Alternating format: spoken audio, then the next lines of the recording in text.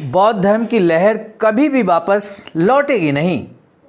इसी विषय को लेकर आज हम उपस्थित हो चुके हैं लेकर क्रांतिकारी अंबेडकर संदेश। आवाज़ का ऑफिशियल यूट्यूब चैनल के माध्यम से नियमित सुबह 5 बजे अंबेडकर संदेश आपको मिलता है।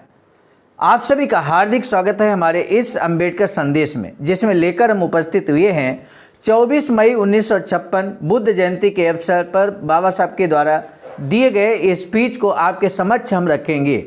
सम्मानित साथियों, इसका प्रथम भाग हम पहले ही प्रस्तुत कर चुके हैं, इससे ठीक पहले के अंबेडकर संदेश में, और आज हम आगे की बात करेंगे। विषय हमने पहले ही आपको बता दिया है। बाबा साहब बहुत कॉन्फिडेंस के साथ इस बात को कहते हैं कि बौद्ध धर्म की लहर कभी भी वापस नहीं लौटेगी। बाबा साहब डॉक्टर अंबेडकर संपूर्ण वाङ्मय खंड 40 से पेज नंबर 407 से 411 तक आज का अंबेडकर संदेश बहुत ही क्रांतिकारी होने वाला है। आपने अगर इससे पहले कभी अंबेडकर संदेश नहीं सुना है तो निश्चित तौर पर आप महसूस करेंगे कि ये क्रांतिकारी अंबेडकर संदेश का जो सिलसिला शुरू है वो बाबा साहब के ये स्पीचेज, बाबा साहब के विभिन्न लेख हम इसी चैनल के माध्यम से नियमित आप तक लाते रहते हैं। इसलिए हमारा आपसे निवेदन है कि इससे पहले कि हम बाबा साहब के स्पीच को आपके समक्ष रखें, कंटिन्यू करें, आप हमारे इस चैनल आवाज़ का ऑफिशियल को बेल आइकन के साथ सब्सक्राइब जरूर कर लें। अब बिना विलंब के हम आगे बढ़ते हैं। सम्मानित साथियों, आज के अंबेडकर संदेश में इस विषय को लेकर भी हम बात करने वाले हैं कि सावरकर ने बौद्ध धर्म की शरारतपूर्ण आलोचना क्यों की, और शरारतपूर्ण आलोचना करते हुए बौद्ध धर्म के बारे में उन्होंने क्या कहा। खासकर जब बाबा साहब ने यहाँ पर निर्णय ले लिया, निर्णय तो बहुत पहले बाबा साहब ने ले लिया था बौद्ध धर्म की दीक्षा लेने के लिए। अंतर मन से तो बाबा साहब हमेशा बौद्ध धर्म को ही मानते आए हैं। ये विभिन्न अंबेडकर संदेश में हम आपको बताते रहते हैं। तो ऐसे में सम्मानित साथियों, जब पूरी तरह से क्लियर हो गया कि बाबा साहब यहाँ पर भारी जनबल के साथ में, जन समूह के साथ में बौद्ध धर्म की दीक्षा लेने वाले हैं, तो भारत के बहुत सारे गिने चुने जो उस समय के यूँ कहें कि अन्य धर्मों के लोग थे, वो बाबा साहब की कड़ी आलोचना कर रहे थे। इसी क्रम में सावरकर ने भी कड़ी आलोचना की है, बौद्ध धर्म की आलोचना की है, बाबा साहब की आलोचना की है। उस आलोचना का कड़ा जवाब यहाँ पर मुँह तोड़ जवाब बाबा साहब ने दिया है। वो जवाब क्या दिया है ये जानना बहुत ज़रूरी है। बाबा साहब ने जो जवाब दिया वो आज हम आपके समक्ष अब रखने जा रहे हैं। समझ साथी हैं, यहाँ पर कंटिन्यू करते हुए कल के अंबेडकर संदेश को हम आगे बढ़ते हैं। कई लोग बौद्ध धर्म की शरारतपूर्ण, बाबा साहब कहते हैं, आलोचना करते हैं। सावरकर उन्हीं में से एक हैं। असल में मैं नहीं जानता कि वे कहना क्या चाहते हैं। बुद्ध बुरे व्यक्ति थे ऐसा उनका कहना है क्या? अगर वे कहना चाहते हैं कि बौद्ध धर्म का प्रसार करने वाले राजा बुरे थे तो उन्हें अपनी राय साफ शब्दों में रखनी चाहिए। मैं उन्हें जवाब देने के लिए तैयार हूँ। केसरी में प्रकाशित किए गए बौद्धों की आतताई अहिंसा का शिरच्छेद में उन्होंने कुछ साफ तौर पर नहीं कहा है। सावरकर ही नहीं, लेकिन किसी को भी बौद्ध धर्म के बारे में कुछ पूछना हो तो वे स्पष्ट शब्दों में मुझसे पूछें, उन्हें जवाब देने की हिम्मत मुझ में है। ये बात बाबा साहब कहते हैं। भगवान बुद्ध का जो विशाल विश्व संघ था उसमें 75% ब्राह्मण थे। क्या सावरकर ये जानते हैं?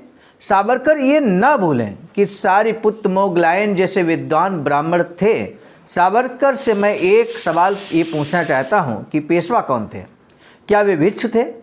लेकिन उनके हाथ से अंग्रेजों ने कैसे राज्य छीन लिया? सो सावरकर जैसे नादान और गैर जिम्मेदार लोगों की बातों में हमें ध्यान नहीं देना चाहिए। कुछ लोग कहते हैं कि सावरकर ने गरल बमन यानी कि जहर उगला है, लेकिन मेरा कहना है कि सावरकर ने अपने पेट के नर को बमन किया। कोई भले कितनी ही दुर्भावना से प्रेरित आलोचना करें, मेरा मार्ग निश्चित है। मैं बौद्ध धर्म स्वीकार करने जा रहा हूँ। आपको ठीक लगे तो आप भी स्वीकारें। अब तक हिंसा के मार्ग से और अमानवीय अत्याचार से बौद्ध धर्म की लहर को उन्होंने लौटाया है, लेकिन अब बौद्ध धर्म की लहर आएगी। वह कभी भी लौटने वाली नहीं है, कभी भी वापस नहीं जाने वाली। इस असीम सागर में ज्वार आएगा, भाटा कभी नहीं आएगा। भगवान बुद्ध के संगठन में कुछ त्रुटियां रह गई हैं, कुछ कमियां रह गई थीं। उन कमियों से बाहर का पानी अंदर आया और बौद्ध धर्म का प्रवाह थोड़ा दूषित हुआ था। लेकिन अब मैं उस धर्म की मरम्मत कर वे छिद्र बंद करने वाला हूँ। ये बात बाबा साहब कहते हैं। एग्जाम्पल देते हुए कहते हैं, बुद्ध चरित्र पर मैंने जो किताब लिखी है उसमें बुद्ध के स्थान का विवेचन किया है। ईसाई धर्म में ईसा अपने को ईश्वर का पुत्र मानता है। बाइबल में वह ये भी कहता है कि मैं आपको ईश्वर का संदेश बता रहा हूँ। मरने के बाद आप जब स्वर्ग में जाएंगे तब मुझे आपकी सिफारिश भगवान के सामने करनी पड़ेगी। तब मैं सोचूंगा कि जब मैं पृथ्वी पर था तब आप क्या मुझे ईश्वर का पुत्र मानते थे। इस्लाम धर्म के मोहम्मद पैगंबर का भी यही हाल है। मोहम्मद भी खुद को ईश्वर का दूत मानता है, लेकिन भगवान बुद्ध के उपदेश में कहीं ऐसा नहीं कहा गया। भगवान बुद्ध ने कहा है कि केवल मैं कहता हूँ इसलिए नहीं, लेकिन आपकी विचार शक्ति को अगर ठीक लगे तभी आप इस धर्म को ग्रहण कीजिए। बुद्ध द्वारा ढूंढ कर निकाला गया मार्ग का सूत्र स्व प्रयत्नों से, स्व कष्टों से और स्व ध्याय से तैयार किया गया है। किसी दूसरे की पूंजी पर भगवान का धर्म आधारित नहीं है। मार्क्सवादियों से क्या कहें, वे भगवान बुद्ध का दर्शन जरूर पढ़ें। दुखी पीड़ित लोगों को दुख से मुक्ति दिलाने का सही मार्ग भगवान बुद्ध ने ढूंढ निकाला है। बाबा साहब आगे कहते हैं कि हजारों पीड़ितों को उन्होंने स्व प्रकाश से दुख मुक्त किया है। आलार कालाम के विज्ञान से भगवान को संतोष नहीं मिला क्योंकि उनकी शिक्षा अधूरी थी। सांख्य दर्शन कपिल महर्षि ने दर्शन के सहारे बताया कि धरती जड़ है, हिलती नहीं। फिर उसका विकास कैसे होता है, वह तरह तरह के रूप कैसे धारण करती है।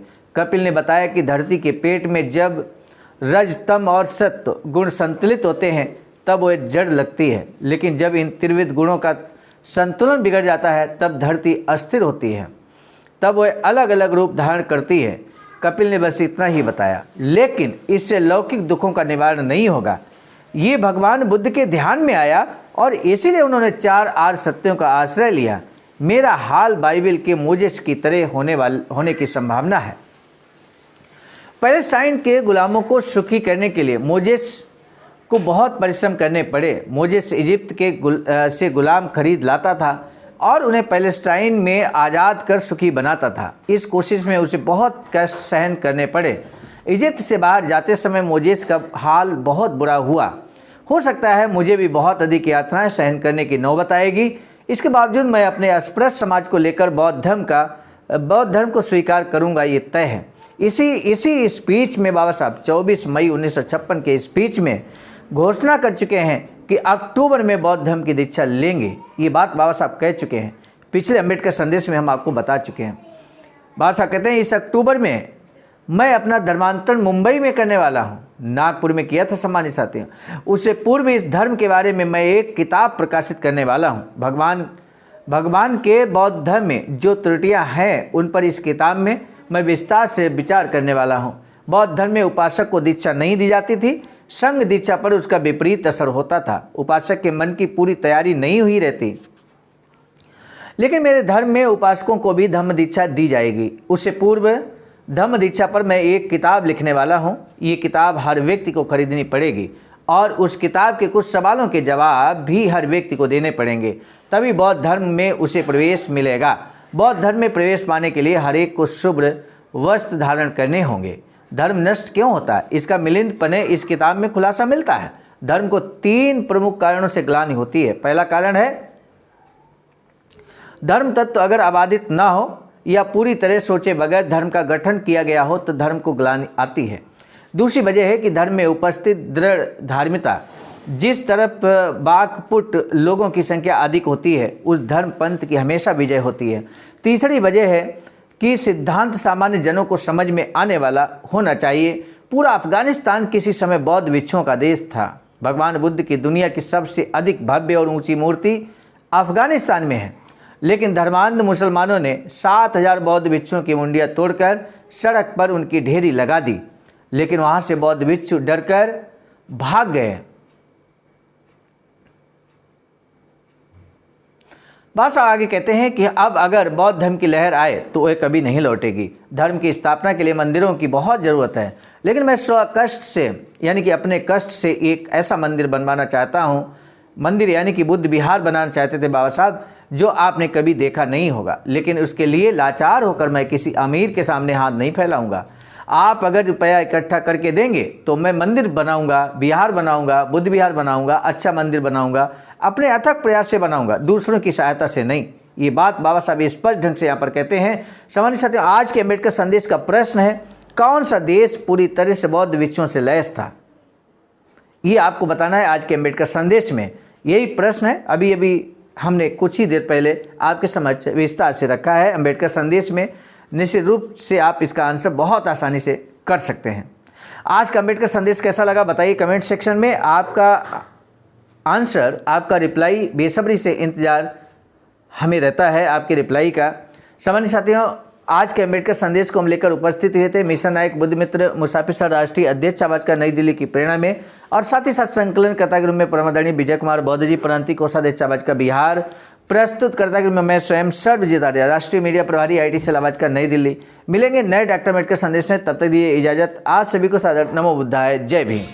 सामान्य साथियों, यदि आप हमारे इस चैनल आवाजका ऑफिशियल, जिस पर नियमित सुबह 5 बजे डॉक्टर अम्बेडकर संदेश आपको मिलता है, आप हमारे इस चैनल को सपोर्ट करना चाहते हैं तो हमारा आपसे निवेदन है कि आप हमारे इस चैनल को सब्सक्राइब कर लें, वीडियो को शेयर, लाइक, कमेंट जरूर करें।